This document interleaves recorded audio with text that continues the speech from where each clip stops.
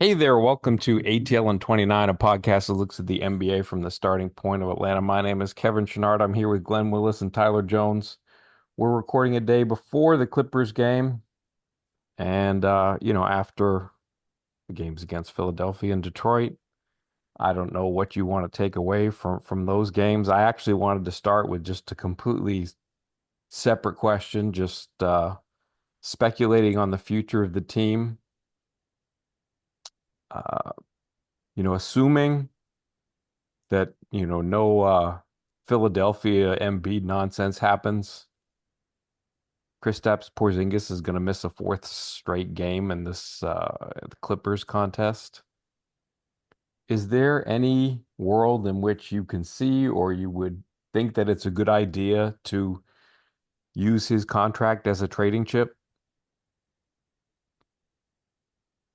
Well, I mean, for me, I understand fans' concerns about him missing so many games. Yeah, I think that was big. If you kind of look at his track record, that should be baked into expectations to some degree. To some degree, right? He's missed maybe more than you'd want to this point already. He's got the pots going on. He's got other things, right, and stuff. But for me, it's we don't have a read from training staff, medical, whatever. Like, what is his trajectory with this illness? Is it getting better? Is it not getting better? So hard for us to have sort of actual information there. But I see people saying like, oh, we should trade him for a wing, and they don't have enough small forward depth on this roster. That's one problem that they have right now that could be addressed. But for me, the way I look at it is, for a long time when they had Capella and Okongwu, Okongwu was forced into the Capella template offensively. We talked about that a lot. Both of these guys can shoot, pass, play five out, initiate, all that sort of stuff. And you can play the same offensive scheme regardless of who is at the five on the floor. Now, the caveat there is, okay, how reliable is he going to be the rest of the season? How many games are we going to get from him the rest of the season? Those are fair questions to be curious about, in my mind. But they have two centers that can basically function within the same offensive scheme, do the same things. And Yeka is better at getting to the rim than Kristaps. Kristaps doesn't force himself to the rim. Those sorts of things. He's more mid range, mid post, all that sort of stuff. So there are some differences that are there. But I've seen people like, oh, let's trade Kristaps for a drop center. Like, I'm gonna pick your guy like Daniel Gafford, whatever. Like, right, you kneecap your if you bring in a center who can't do the things that Onyeka and Kristaps can do offensively, you're forcing yourself into a situation where you have to run different stuff when that other guy who can't do that stuff is on the floor. But I'm not going to push back on someone having questions about how many games are we going to get from him. That's a fair question to have right now in my mind. Uh, I mean, if Porzingis isn't available, the thing they need is a backup center because I think Mo's been fine at backup center, but ideally he's way better at power forward, particularly on defense. And like, I think it's asking a little bit too much of Mo to be the pure backup center. So that's where I'm like, they might want to look at a center on the market. But I'm I'm not that interested in taking on long-term salary with anybody. So like I don't know what Porzingis trade value would be other than to take on bad money at this point. Like what team could rely on Porzingis to play? So I just don't see them getting anything good for him until he consistently starts playing basketball. So that's kind of where it's at with him. And like I do think if Porzingis is able to come back, I do think we just got to accept that this is kind of what he is a guy who's kind of inconsistent with his health, and so you can't really rely on him as you would like a normal NBA basketball player. I think that's just kind of the reality of where we're at. Because I mean, missing 4 games with the illness, like at most you get two from a guy, but this is something that's carried over from last year. So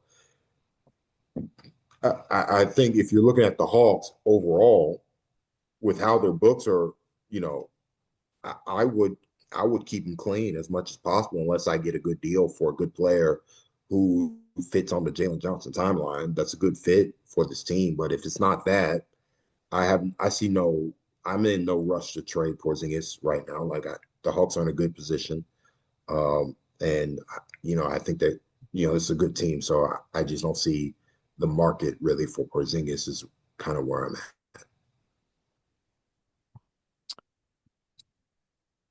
After seeing Detroit a couple of times in the last few weeks, does the road to the finals go through Detroit? Like, is there, if the Hawks have serious ambitions of getting through a couple of rounds in the playoffs, do they have to have a plan to No, beat Kevin, Detroit? come on. No, they're not. I mean, they're good, but like, there's no dominant team in the Eastern Conference. The East is wide open. So like, it's just gonna how the Hawks can absolutely make it to the finals.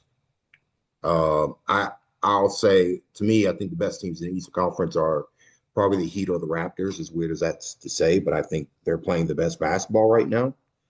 But I think that should tell you that the Hawks can absolutely overcome those types of teams in a playoff setting. Uh, the Pistons are good and they've been playing good ball, but I think they've been fairly lucky with something stuff that's going on with their schedule. That's why they've gotten off to such a great start. But like, they're again. I'm not trying to downplay them, but they're good. But like, the road goes through them. Like, nah, man, road goes the road to the finals. Ain't no OKC Denver Houston roadblock in the Eastern Conference. It's a bunch of teams who are kind of on the same level of low 40s, high 50s caliber of talent. Whether they win more than that is going to be random, but like I think we're kind of in the same sphere of team, and I think the Hawks are in that sphere where they can absolutely hold their head and be like, "Hey, we're one of the best teams in the Eastern Conference. We can absolutely make it to the finals if things break right for us." I think the other thing for Detroit is they're playing like in their rotation, they're playing several really young guys, like very, very young guys, right? And that's sometimes you get into a playoff setting that doesn't scale as well. Teams will when teams have time and space to force the ball out of Cade's hands. It's interesting when they play about the first 12, 14 possessions with Cade off the ball of the game, like off the ball. They start with Cade off the ball. And that's interesting to me. I guess they're trying to find some rhythm for Tobias Harris or Jalen Durant, whatever they're trying to do. But in their current form, when you kind of take a team that has, two really, really young players, and they're good young players that are playing well, in their rotation. When you, But okay, those are which guys. two? Sorry, specify. So Or so I mean, the kid that they're starting, right? There's two young Number guys. 24, I forget his name too because he's kind of new on the scene here. But yeah, the Janice point Jenkins? Dennis Jenkins, who's been Okay. Yes. pretty. They also play Ron Holland, Okay. who's Yep. been okay, Yep. and then they're trying to reintegrate Jaden Ivey, Okay. which Yeah. he looked lost, and I think it's going to be tough for him. Uh, I don't know if he fits what the Pistons are trying to do, but Yeah. he's still a talented player. But those are the Yeah. guys that I think. Yeah. Yeah. I mean, Ivy came off a really rough injury, right? So I think he's going to need some time Yes. there. It'll be interesting to see if they continue to elevate his minutes across the season or what that goes. Holland looks like a young guy that is learning that what he does well and is leading into that offensive glass, defending, those things. But still at the same time, can a player like him, is he ready to scale in a playoff context, the way that you need him to do so, right? Those are the questions that you have there. So, it'll be interesting to see as we kind of start moving towards the trade deadline, which isn't really that far away in a sense, right? If they look to add veterans, displace the young guys that might not be ready to kind of contribute consistently and in the playoff setting. So they have some upgrades to tackle for sure. When you if they up against like Miami in the second round or whatever, just hypothetically, I mean, Spo is going to force the ball out of Cade's hands like as much as he can and make someone else make a play. And they just don't really have secondary playmakers, right, on this roster, right? Duran's impressive. Like Duran's impressive for where he is in his career. He can score. He knows what he's doing. all those sorts of things. But when it comes to other wings that can create, other wings that can handle late shot clock responsibilities, that stuff is not on that roster right now. And that's the stuff that I think will limit them in a playoff setting. You just talked about Cade playing off the ball for the first 12 possessions. Are the Hawks in line to do something like that when Trey returns? Like how are they going to shift playmaking responsibility from, where it starts in the first quarter, second, third, fourth? Like, is there going to be, because it felt like Detroit had a very clear pattern for what they wanted to do, win at different points in the game. Is there going to be something like that for the Hawks, do you think? And there'll be an adjustment period when Trey gets back for sure, right? And again, we talked about this is how much does Quinn want to go back to pick and roll, because this motion offense they run with backside split cuts and all that sort of stuff serves the current rotation players very, very well, like really, really well. The back cuts they hit on all that sort of stuff. But at the same time, you got to realize where Trey's strength lies as well, and find that balance between those two things that he has. So what we saw last year, Trey screened off the ball way more than he ever had in his career. Trey started off the ball, came onto the ball more than he ever had in his career. And I think it's going to be interesting for there to be a collaboration, I would call it, between Quinn and Trey and the rest of the coaching staff on what does this reintegration look like? How much do we go away from what's been serving our current rotation players really, really well offensively in the half court, and versus Trey wanting to do the things that he's not. I mean, he's a pick and roll maestro. We know that. Like we know that inside out, upside down. And this roster has a lot more shooting on it, which serves middle pick and roll better than last year's roster by a lot. But at the same time, Quinn values pace, 0.5, swing the ball side to side, getting the back the screens, all that sort of stuff. Flashing, brush screen, go screen, all that sort of stuff. And Trey knows how to use all that stuff. Trey absolutely knows how to use every bit of that stuff. But it'll be fascinating to see like how they strike a balance between the stuff Trey's naturally good at and the things that everyone else has been kind of thriving at doing while he's been out. Do you have a feeling about that one, Tyler? I mean, honestly, I'm gonna be honest. Trey's gonna have to play better.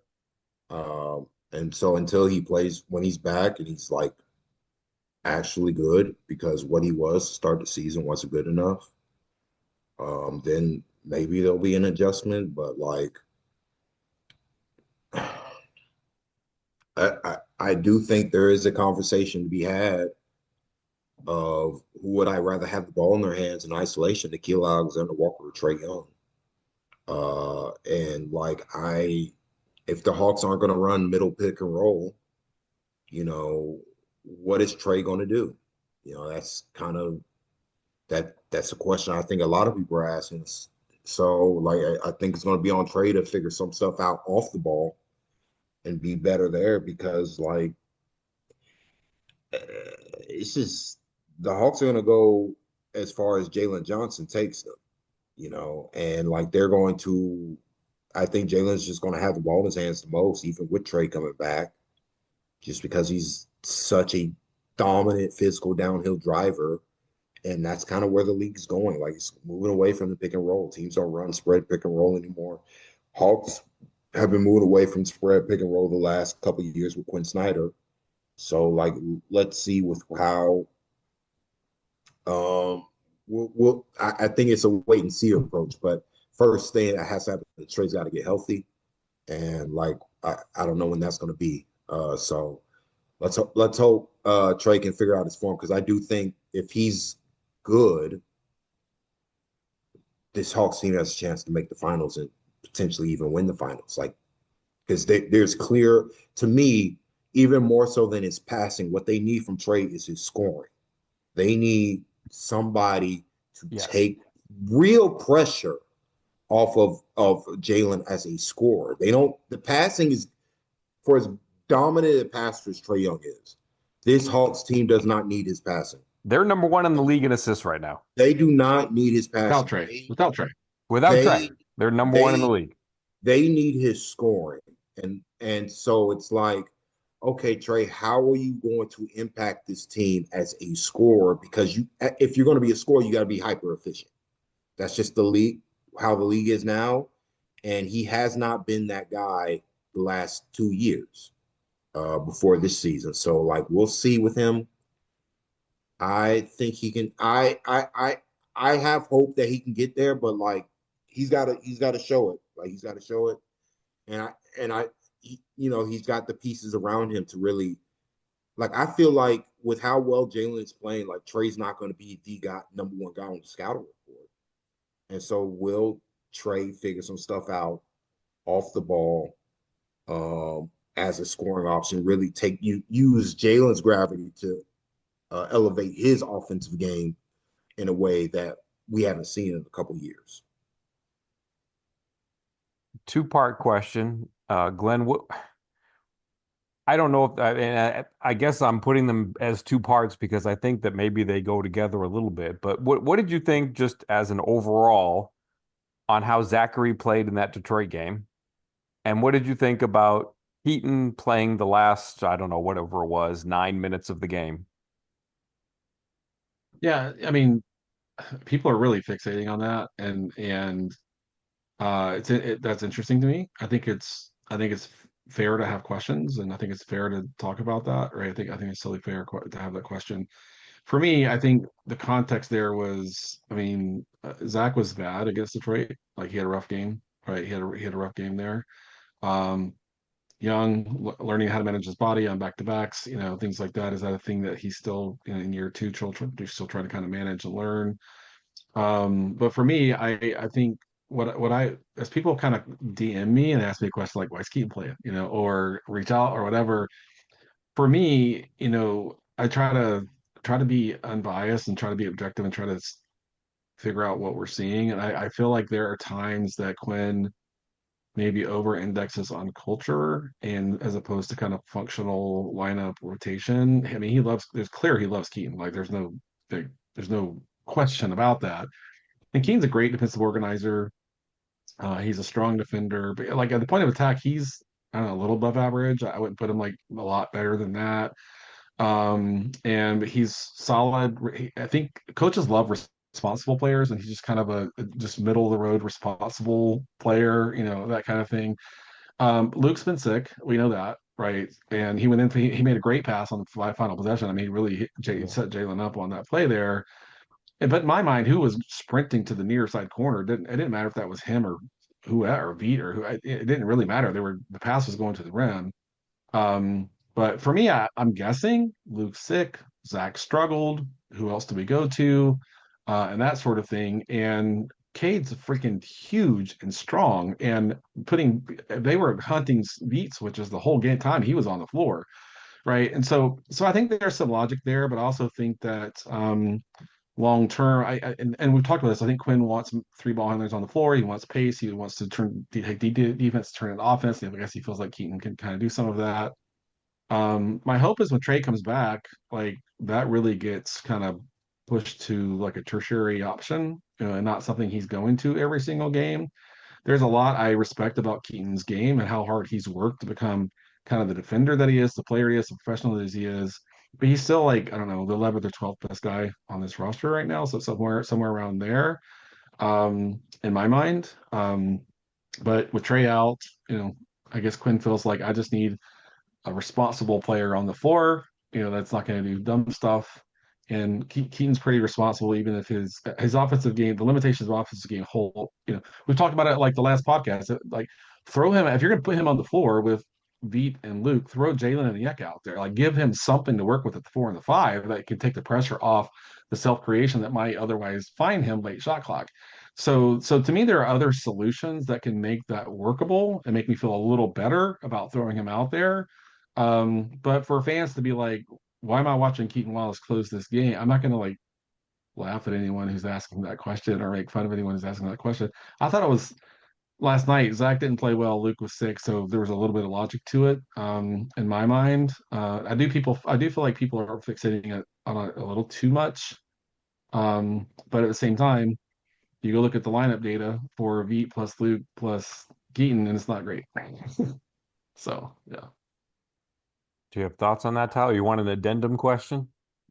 No, I mean, I kind of agree with what Glenn's saying. I didn't think Zach offensively played well, and that the Hawks needed offense, and Quinn probably felt like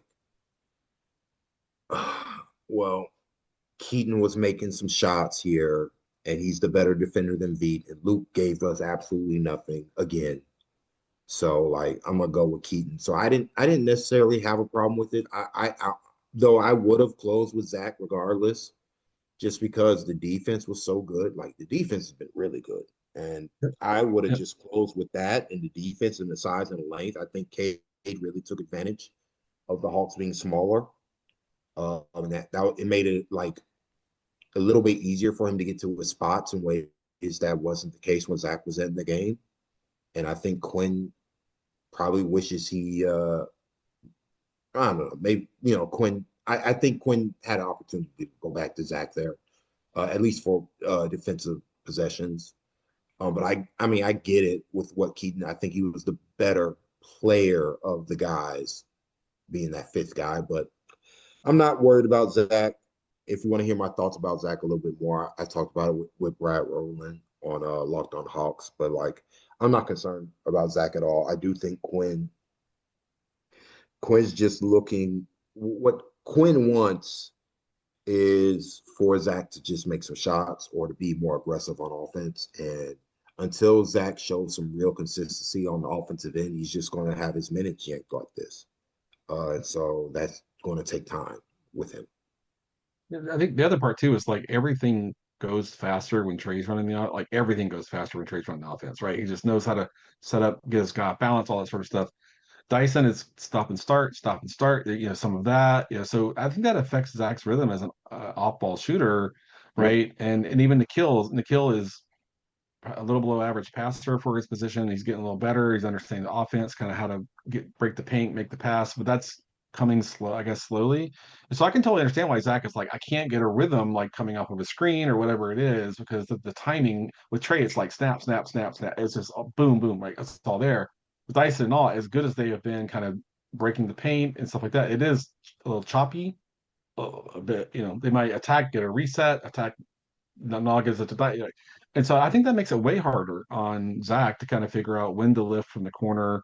Do I need to go back to the corner and lift? I think there's just a lot of that impact from having guys who is more stop and start, is more choppy, even though it's largely effective for those guys.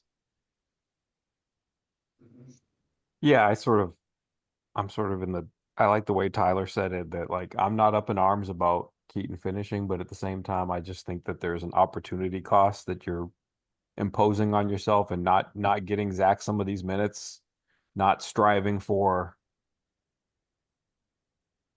him getting the chance to try to finish a game with some size and test out, what can he do one on one with Cade when they're trying to sort of mismatch hunt. I just kind of would like to see that play out in a natural way as opposed to maybe forcing Keaton there. I just because like, what's your long-term plan for this roster? Feels like, he needs to get some of those experiences. Um, it's funny when uh, I think Glenn used the verb over-index. I feel, I was in College Park today and listening to Coach Steve Clay talk about his roster, and I felt like the same way. It's like, man, I just, culture's nice, but like, So he our was lineups talking that about a work on the couple of floor. players, and I'm like, but this other, this player is just giving you more than this player, and it's like, I don't know. I feel like he was over-indexing culture even at the G League level, and before we go too far away from it, like today in College Park was just kind of crazy. Like with N'Faly Dante, he was going for a rebound on one end of the court, took sort of a stray arm to the face that kind of caromed down the side of his neck. I'm not sure exactly where the blows were, if it was a double blow. 15 seconds later, they're back on the other end of the court, and he just kind of goes to his knees. It's a timeout, so somebody comes out with a towel. He's holding it to his face, and then he was down for 6 minutes, 7 minutes. Like they extended whatever that timeout was for a really long period of time. At one point, he's laid out on his back. They were lifting his legs up in the air to try to do something circulatory, I guess. Yep. Um, and then, he got up and that didn't last. And then, they had the stretcher there. So even after he got up, he came back down. They wheeled him out on the stretcher. There really hasn't been any, a whole lot of information since then, but that does seem to be, a mildly concerning situation for a player who just got back from injury and was, this is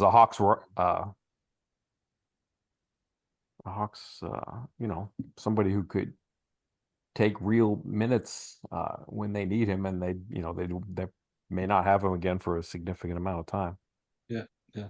It's definitely, yeah, they have a depth problem at center right now for sure when Kristaps is not playing. So they kind of squeeze Asa into there, and Asa's not really ready, for that kind of responsibility. I mean, Mo gives great effort, all the time, but there's some like when you go up against Denver, that's not going to work with Jokic. I mean, you got to figure out something else. So I mean, they have an issue.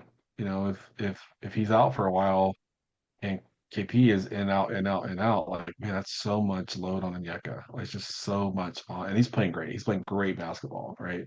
But it's that where that Yes. workload is going to catch up with him eventually, not having a second line behind him that can keep him to 31 minutes a game or whatever, which is normal for a starting center. Which Onyeka should be starting, like in my mind, the rest of the season anyway. KP's going to be in and out. Let's get starting lineup continuity there. For me, that's what I would vote for.